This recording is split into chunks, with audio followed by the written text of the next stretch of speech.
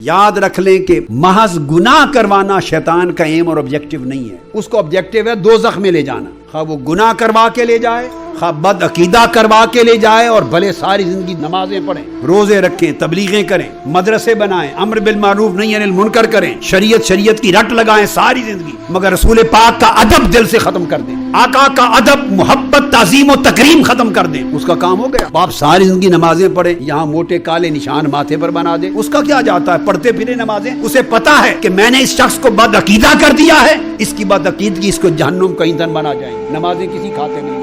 وہ سارا کچھ کروائے آپ سے، نماز پڑھیں، مدرسے بنائیں، تبلیغ کریں، کتابیں لکھیں، داڑیاں رکھیں، سب کچھ کریں، مگر حضور کی اہل بیت کی محبت کی نکال دے آپ کے دل سے، اہل بیت محمد صلی اللہ علیہ وسلم کی محبت دل سے نکال لے، ان کا بغض ڈال دے، ان سے نفرت ڈال دے، عداوت ڈال دے، آپ کا ایمان برباد ہو گیا، آپ جہنم کا ایندھن ہو گئے۔ سارا کچھ کرے، حضور کے صحابہ کرام کی عداوت اور بغض ڈال دے آپ کے دل میں، ان کو کافر کہیں، ان کو منافق کہیں، ان سے نفرت کریں، سب و شتم کریں، سب کچھ برباد، آپ کو جہنم کا ایندھن بنا دیا اس نے۔ اللہ کے محبوب مقرب بندوں اولیاء صالحین سے نفرت پیدا کر دے دل میں، سب کچھ برباد ہو جائے۔